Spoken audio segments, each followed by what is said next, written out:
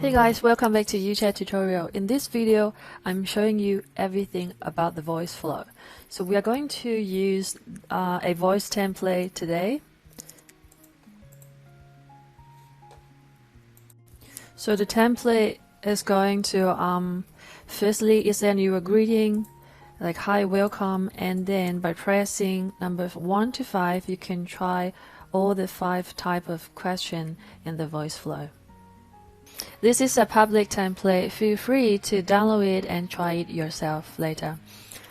And I will do it all over again so that you can see how I make it step by step and how I do all the configuration. Okay, so let's get a send message step firstly.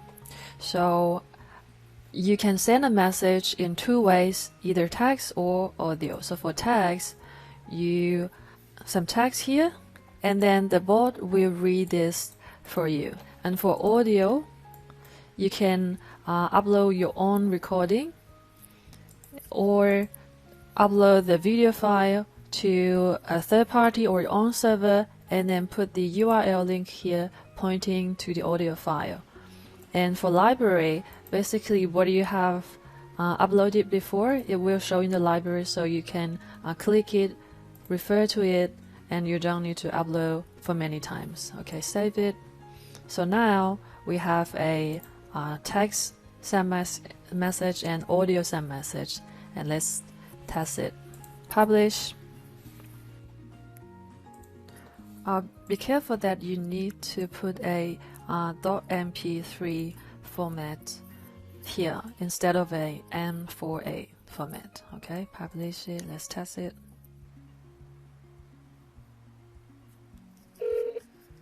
Hi, welcome to UChat voice bot. Let me show you what can we do. This is an audio file. Let me read that again. Hi, welcome to UChat voice bot. Let me show you what can we do. Okay, so you see, firstly the bot read this sentence and then it plays the audio file that I recorded before. Okay, question step. You can see there are 5 type of question here. I'm going to show you the DTMF first because I'm using it to make a main menu. So paste your question here, and again the bot will going to convert these tags to voice and read it to the client. And this is telling the bot that how many digits that the bot should expecting. So we are expecting 1 to 5, so that's 1 digit, and for other answer like postcode maybe 5, maybe 4 or 6, and then for credit card maybe 14 or 16. Okay, so you can save the answer to a variable. I'm not saving the response here because I'm going to use quick answer to jump to other step. So for example, when user press 1, then I am going to jump to another question. For example, speech question. And here no input setting. If no input on second time, third time, you can set it and you jump to another step to deal with the situation. And no input timeout. This is based on seconds. Yeah, feel free to change it if needed. And for advanced setting, you can set the key, hash or star key or others to stop gather the answer. In this situation, it's pretty simple. The bot is expecting 1 digit, but for other long digit answer, maybe you don't know how many digits are there, so user can use, you can provide user with this hash key or star key to stop gathering the answer. Okay, so that's DTMF question. Next one, speech question. Speech question is usually for short answer. So put your question here.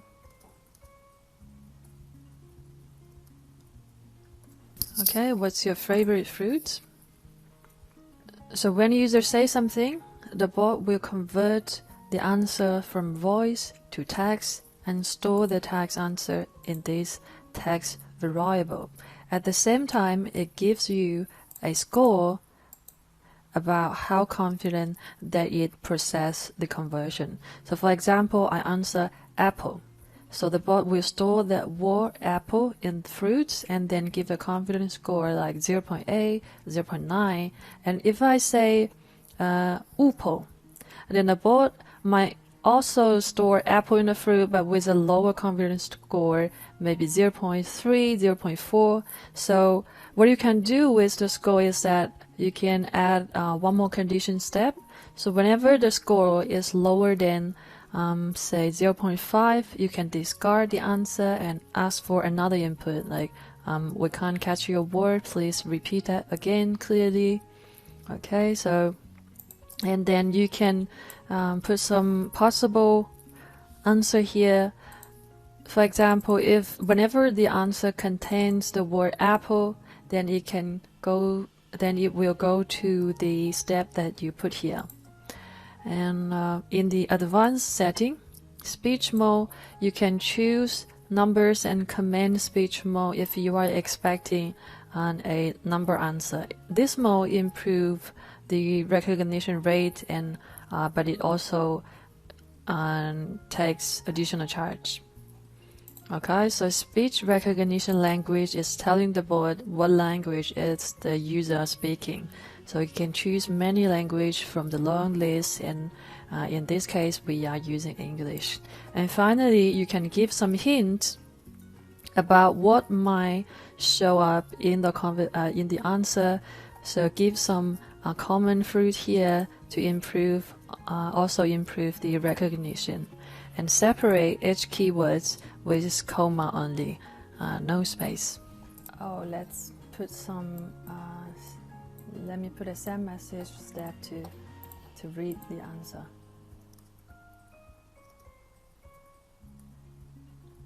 Fruits. I heard the answer with a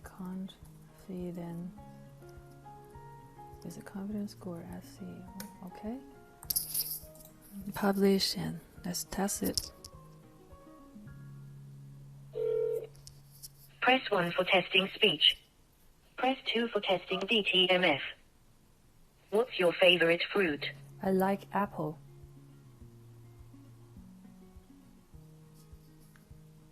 I heard I like apple, with a confidence score 0.88322234. Okay, so the score is 0.88 and the answer is correct. After testing the speech and DTMF, when the user press 3 and send to a record question step. So click record here, put your question.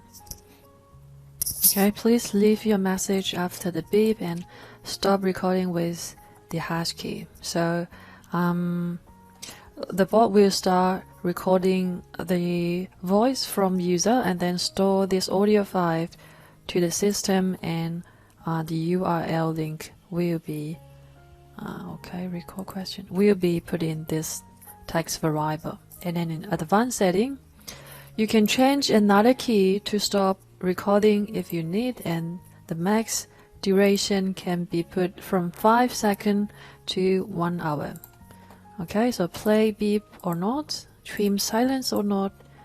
Right, that's about record question. So this is usually for long answers. As I say, speech is for short answer and record is for long answer.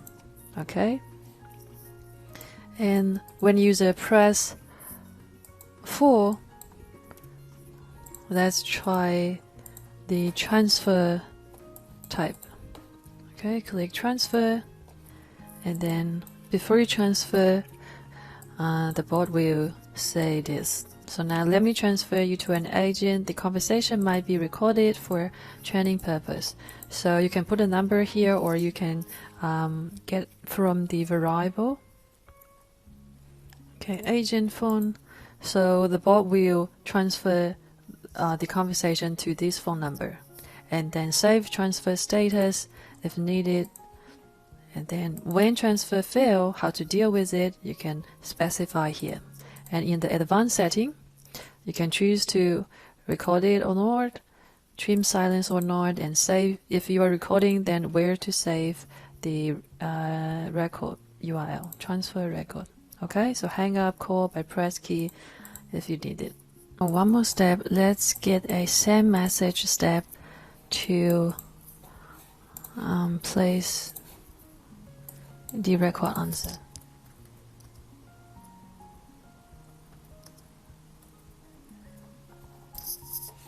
Okay, so it's from URL record question. So you place the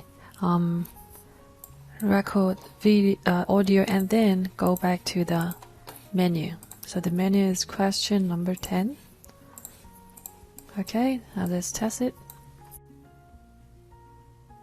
Testing speech. Press 2 for testing DTMF. Press 3 for testing record. Press 4 for testing transfer. Press 5 for testing.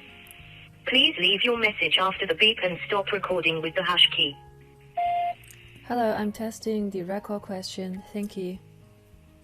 Hash key. Your recording is. Hello, I'm testing the record question. Thank you. Press 1 for testing speech. Okay, and then let's try number 4. Press 2 for testing DTMF. Transfer. Now let me transfer you to an agent. The conversation might be recorded for training purpose. Okay. So I received the call and now let me answer it. Hello, this is the agent. After the agent hung up the call, the conversation end. And back to UChat, go recording from the left sidebar and you will see everything listed here, and they have a source label either from transfer or from record. Okay, let me try play one for you.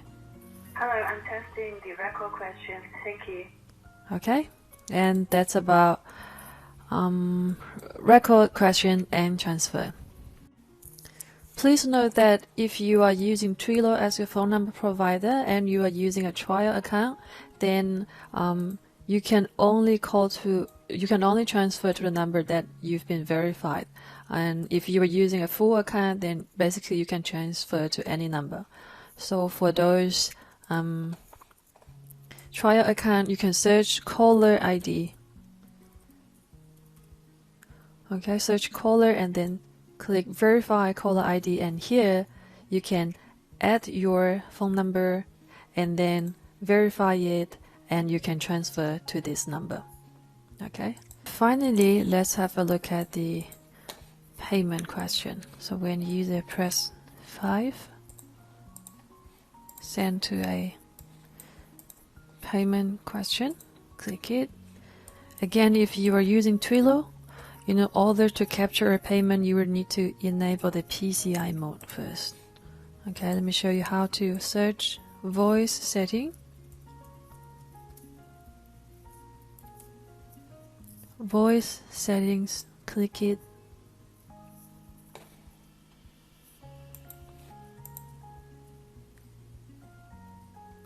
And then here you will see a enable button. Click the button to enable the PCI mode.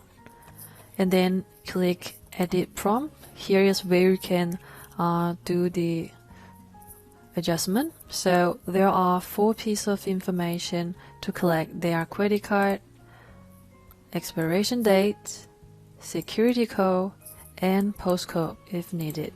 So every piece of information has 3 sentences.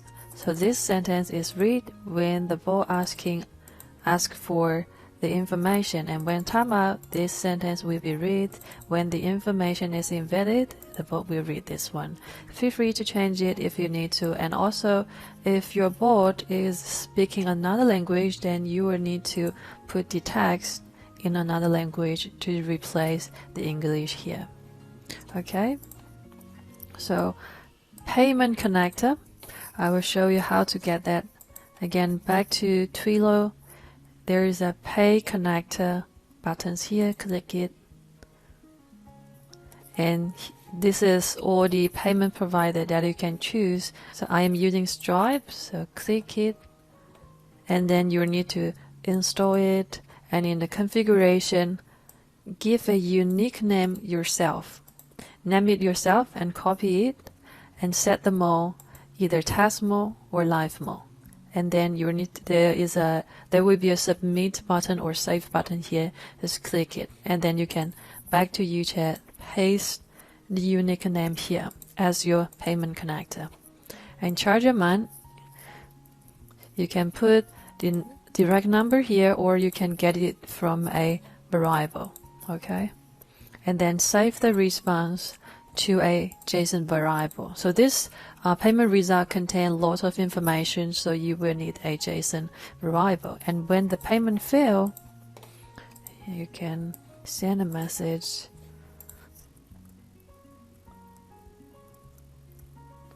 Okay, so something went wrong. Please try again later, and go to the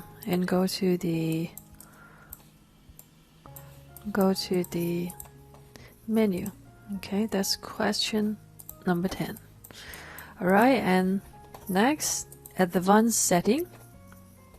So here is where I said if you want to collect the postcode, then enable this option here. If not, disable it. And I will talk about the token thing later, so now let's just set it. Let's enable it for now. And then description, give a description 8. Okay, so I'm buying a ticket, so give a description, and max attempts, currency. Okay, if everything is good, then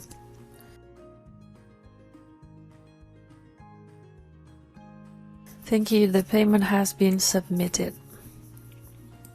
Okay, publish, and let's test it.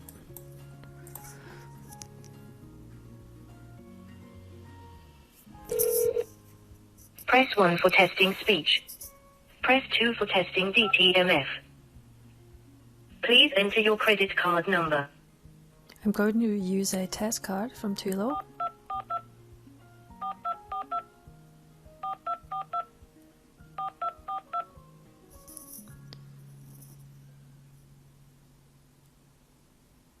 Please enter your expiration date, 2 digits for the month and 2 digits for the year.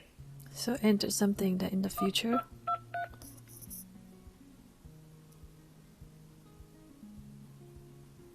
Please enter your security code. It's the 3 digits located in the back of your card. So that's the security code for the testing card. Thank you. Please wait while we process your payment. Thank you. The payment has been submitted. Okay, now the payment is succeed. Let's take a look in this payment result. I need to refresh the page. And then in contents, bot field, I set it as a bot field. It should be a user field logically, but I set it as a bot field because I wanted to read it here. Okay, so what we get is expiration date, payment card number. You only got the last 4 digits and the rest is not shown here. And then the payment card type is Visa, and the payment confirmation code. So I've just made a charge, so this is the confirmation code that I get from Twilio. Okay, arrow, payment token, and the result is success. Then security code is again not showing here. Okay, back to the flow. I will now explain the token thing to you. So in the template, you will see that number 5 is being connected to a payment step, and in this payment step, I set 4 conditions. First condition, I enable the token option and then set the charge amount to 0. In condition 2, I again enable it but set the charge amount to $5, and in 3 and 5, disable it, 0, number 4, disable it, and number 5. So how is the result going to be different for this 4 condition? For token type, there is 2 token type. One is one-time token, another is reusable token. So as the name suggests, with a one-time token, you can charge your user once, and with a reusable token, you can charge for multiple times.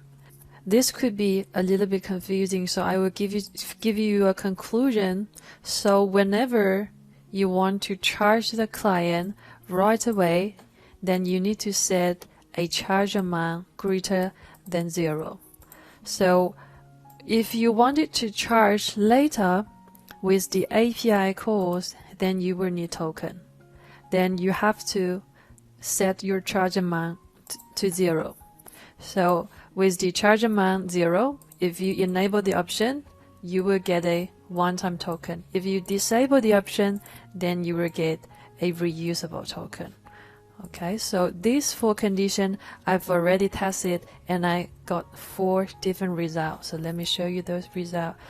So this one is charge 0 with a one-time token. With condition 1, you will get a one-time token. So all the rest are same except from this one. You will get a payment token started with TOK underscore. So this string is a one-time token.